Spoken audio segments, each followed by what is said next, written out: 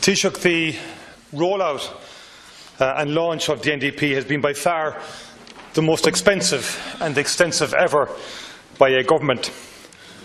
The role of the Strategic Communications Unit, which you established and whose head you selected, must come under the closest of scrutiny and most comprehensive of reviews.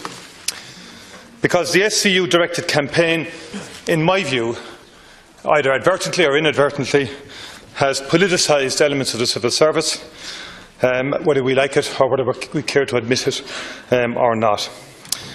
This campaign represents an abuse of taxpayers' money. I genuinely believe that.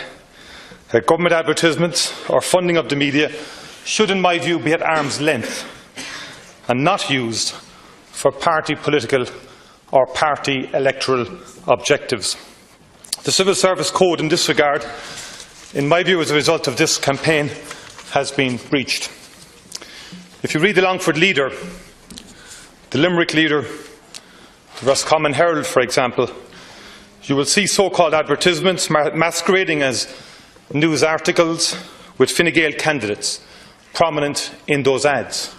Not members of government, in some cases not even members of the Oireachtas, but Fine Gael election candidates prominent in those advertisements.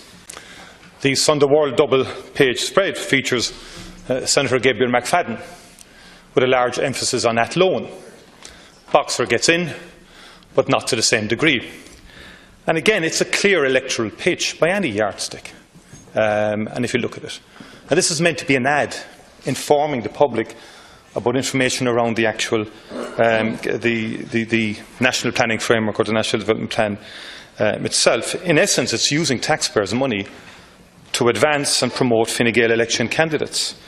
And you can see the same trend in other constituencies as well, in terms of trying to identify key marginals and so on, and promoting issues around those marginal constituencies.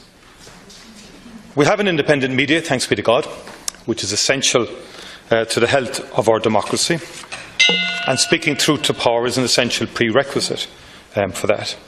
The media needs revenue, and we have no difficulty with advertisements that are clearly identified as advertisements. Media content partnerships but between government and the media should be fully transparent. So in that context, one local editor told the Times Ireland that, quote, "This is fake news.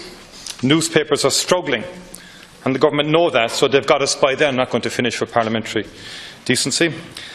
Regional newspapers were instructed to make government advertorials look like independent stories, and in some cases part of the normal news cycle.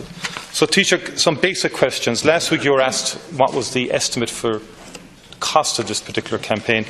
I would ask you if you could outline to the House how much it has cost and what the overall estimate for it is. Thank you, Deputy. Do you accept that there has been a blurring of the lines in how all of this has transpired, that it involves a politicisation of the staff in the SCU, the Strategic Communications Unit, and that essentially the entire promotion has been about Fine Gael's electoral advancement?